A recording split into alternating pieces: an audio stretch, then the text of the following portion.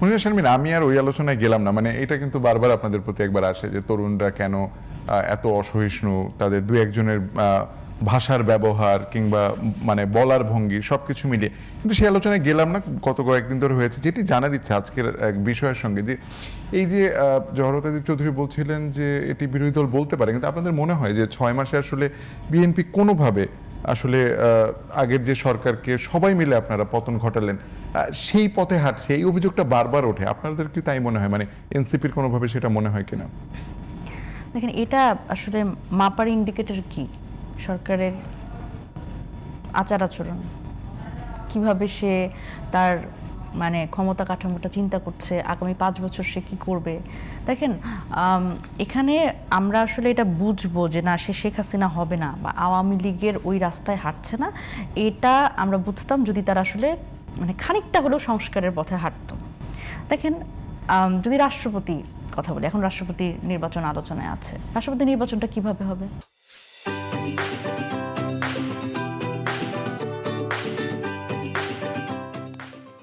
ওই তো 2/3 মেজরিটি, তারা মিলেই আসলে দলীয় একজন রাষ্ট্রপতি বসাবে।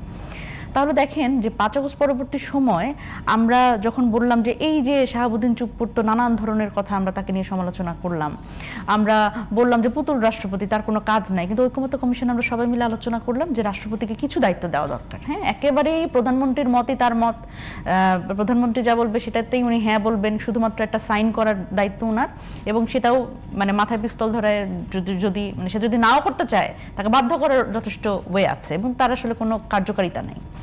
এরকম রাষ্ট্রপতি আমরা চাই না। তাহলে রাষ্ট্রপতি আমরা কেমন চাই? আমরা ঐকমত্য কমিশনে আলোচনা করলাম যে আমরা যদি উচ্চকক্ষ নিম্নকক্ষ দুইটা কক্ষ হয়, দ্বিকক্ষ বিশিষ্ট আইনসভা হয়, তাহলে আমরা এই 2 কক্ষের যারা সদস্য আছে তাদের গোপন ভোটের মাধ্যমে আমরা রাষ্ট্রপতি নির্বাচন করব। এটাতে কিন্তু বিএনপি রাজি না, নোট অফ ডিসেন্ট আছে। এখন তাহলে আবার সেই দলীয় রাষ্ট্রপতি কিন্তু আবার বসবে, এবং এই যে এই নিয়ে ব্যাপক আলোচনা হয়েছে, কেন শাহাবুদ্দিন চুপ্পু 5 মাস পরে তার সরে যেতে হলো, তিনি অসুস্থ কেন 5 মাস পরে হলেন, কেন আগে হলেন না, এই নিয়ে ব্যাপক আলোচনা হয়েছে। তো ওই তো মানে আবার একটা বন্দোবস্ত তৈরি করা যে আগামী নির্বাচনের সময় আমার লোক কোথায় কোথায় থাকছে, আমার হাতের মধ্যে কতটুকু থাকছে, এই প্রবণতা যখন আসলে আমরা এখান থেকে বের হতে না পারবো, ততক্ষণ আমাদের বাংলাদেশের পরিবর্তন হবে না। কারণ বাংলাদেশের সবচেয়ে বড় অসুবিধা হচ্ছে এই শান্তিপূর্ণ ক্ষমতা হস্তান্তর হয় না কখনো।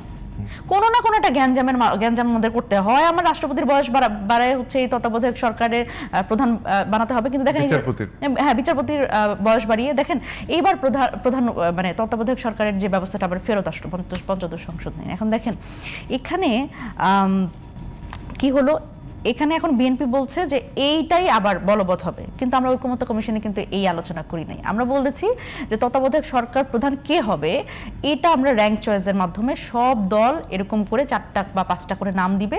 স্বাভাবিকভাবে প্রত্যেকটা দলই চাইবে তার প্রস্তাবিত নামটাই গ্রহণযোগ্য হোক, তাহলে খানিকটা হলেও সে নিরপেক্ষ লোকের নাম দিবে। তো এইভাবে করে র্যাঙ্ক চয়েসের মাধ্যমে আমরা একটা সিস্টেম ডেভেলপ করতে পারি। তার মানে তাহলে অন্তত নির্বাচনের সময় অন্তত সকলেরই একটা আস্থাভাজন লোক এখানে থাকলো এবং নির্বাচনটা প্রশ্নবিদ্ধ হলো না। কিন্তু সেই বন্দোবস্ত কিন্তু আসলে হলো না, সেখানেও কিন্তু বিএনপি রাজি না। তো এই যে রাজি না এবং আসলে যেরকম আছি সেরকম থাকতে চাওয়া, এইটা তো আসলে বাংলাদেশের এই সংস্কৃতি যতদিন না পরিবর্তন হবে, এই মাইন্ডসেট যতদিন না রাজনীতিবিদদের পরিবর্তন হবে, ততদিন আমরা যতই বলি আমরা পরিবর্তন চাই, আমরা যতই রাস্তায় নামি, যতই রক্ত দিই, কোনো লাভ নাই তো আসলে।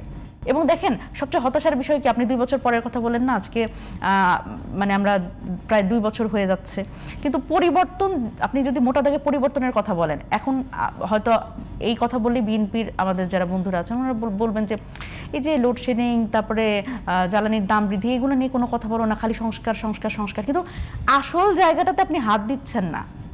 এই যে এনার্জি রেগুলেটরি কমিশন, আপনি দেখেন প্রাতিষ্ঠানিক জায়গাটা আওয়ামী লীগ ধ্বংস করে দিয়ে গেছে, হাসিনা ধ্বংস করে দিয়ে গেছে, তার ওখানে আর কিছু নাই। তাহলে আমরা কি এক্সপেক্ট করবো? বিএনপি সেটা রিভাইভ করবে, সেটা স্ট্রেনথেন করার চেষ্টা করবে। এনার্জি রেগুলেটরি কমিশন এটা একটা অথর্ব কমিশন, এইটা আসলে নিজেদের মধ্যেকার যে জবাবদিহিতা সেটাও নিশ্চিত করতে পারে না, অন্যের জবাবদিহিতা তো নিশ্চিত করতে পারেই না। কেন গ্যাসের দাম বাড়লো এটা আপনি কাকে জিজ্ঞেস করবেন?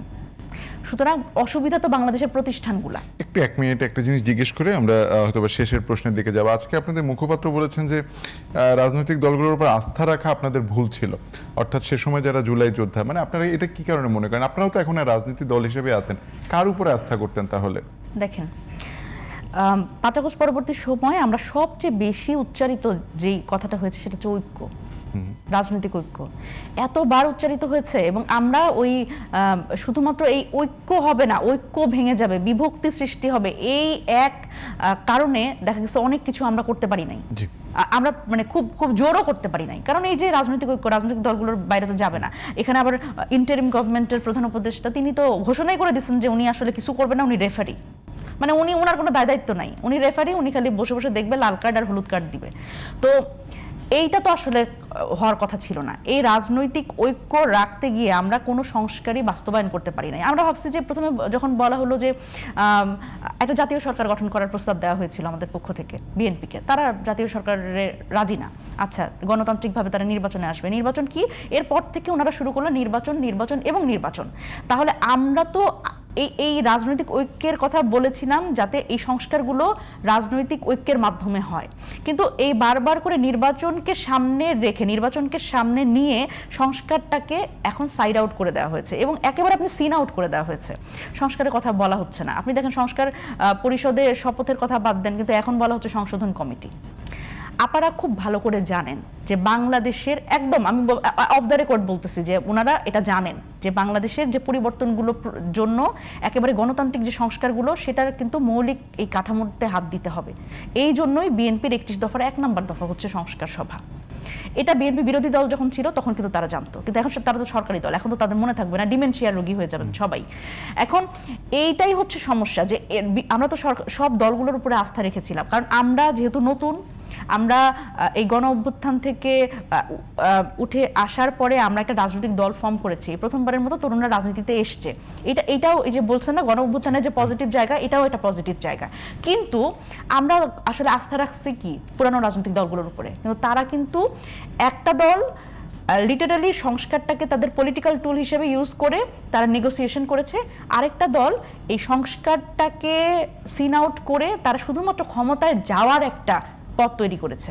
সুতরাং এই মানে দ্বিচারিতার রাজনীতি আমরা অন্তত তরুণরা এখন দেখতে চাই না। আমরা চাই যে যেভাবেই হোক বাংলাদেশের যে এই যে অনাস্থা, রাজনৈতিক দলগুলোর মধ্যে তো অনাস্থা থাকার কথা না। আওয়ামী লীগ তো চলে গেছে, হাসিনা তো চলে গেছে, এখন তো সবাই এই ফ্যাসিবাদ বিরোধী যে পক্ষগুলা সবগুলো তো একত্র